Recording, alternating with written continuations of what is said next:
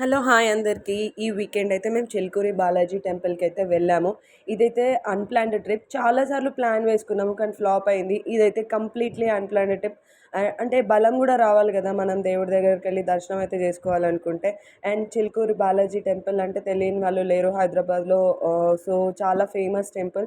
ఇక్కడ మనం వెంకటేశ్వర స్వామికి మొక్కితే జరగనిదంటూ ఉండదు.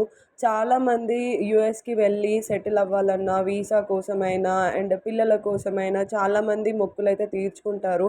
అండ్ ఆ స్వామి గూడా వెంటనే మొక్కులైతే తీర్చేస్తాడు మొక్కినవన్నీ. అంత పవర్‌ఫుల్ వెంకటేశ్వర స్వామి ఇక్కడ. అండ్ సో, మాకిప్పుడు బలమొచ్చి మేమైతే విజిట్ చేసాము. చాలా హ్యాపీగా ఫీల్ అయినా నేనైతే. ఇది unplanned trip and that two మేము వీకెండ్ ఎళ్ళినాం గాబట్టి ఎంత రష్ ఉంటదో అని జెప్పేసి బాబుకి ఇబ్బందయితదేమో అని కొంచెం ఎర్లీగానే స్టార్ట్ అయినాం. ఆల్మోస్ట్ మేము 8:30 కల్లా టెంపుల్‌కైతే రీచ్ అయినాం. అండ్ మంది ఎక్కువగా లేరు గాబట్టి మాకు తొందరగానే దర్శనమైంది. ఒక 20-25 మినిట్స్ అయితే పట్టింది మాకు దర్శనానికి. తొందరగానే అయింది.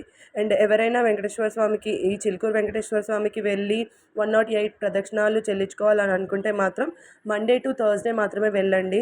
ఎందుకంటే గుడి లోపల మాత్రం ప్రదక్షిణాలు చేయాలనుకుంటే మండే టు థర్స్‌డే మాత్రమే చేయనిస్తారు. వీకెండ్స్‌లో అయితే అలో లేదు. కంప్లీట్‌గా బయట నుంచి అయితే అలో ఉంది ప్రదక్షిణాలకి.